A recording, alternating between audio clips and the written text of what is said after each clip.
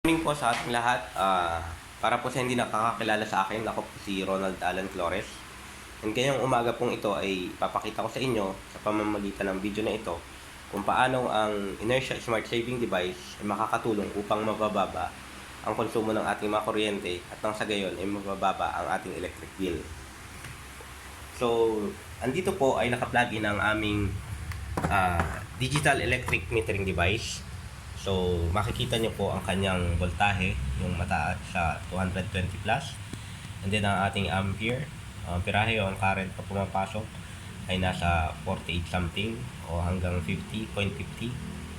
And then, ang konsumo niya o ang wattage niya ay nasa 96 hanggang 101.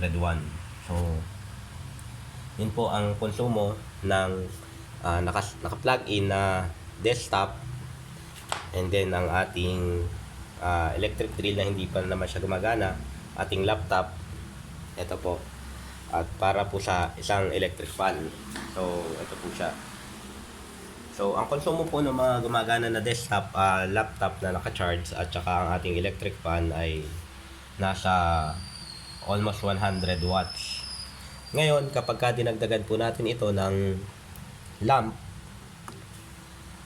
20 volts, yan po, nagiging 120 siya. Almost, so 120. And then, kapag pinaandar na po natin ang ating electric drill,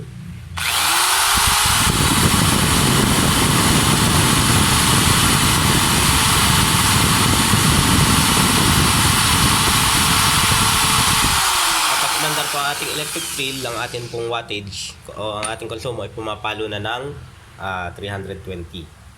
So, sa ngayon po, habang hindi umandar ang ating electric drill, ito po ay nasa 120. At gagamitan na po natin siya ng Inertia Smart Saving Device. Ito po ay simulation na as if i-terminate natin ito sa ating main breaker. So, ayan po. From 120, naging 87 na lang po siya, o 84 hanggang 85. So, basically, bumaba po siya. Bumaba po ang ating konsumo pagka naka-plugin po ang ating Inertia Smart Saving Device. And then, ita-turn on po natin ang ating electric drill. Ito po.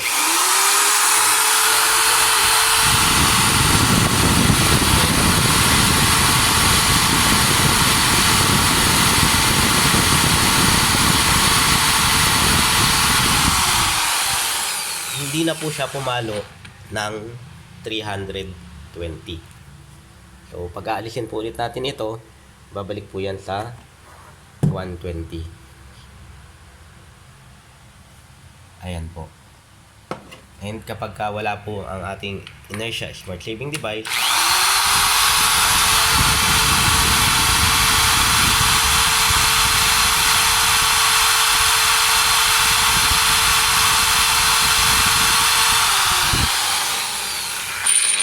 bumabalik po siya sa 320. And then pag pinagin po ulit natin, bababa po ulit siya sa 80 plus na lang. So sana po ay na-appreciate nyo ang aming video na ito. At kung kayo po ay may katanungan o naging interesado sa aming device, mangyari po lamang na kontakin nyo po ako. Maraming salamat po.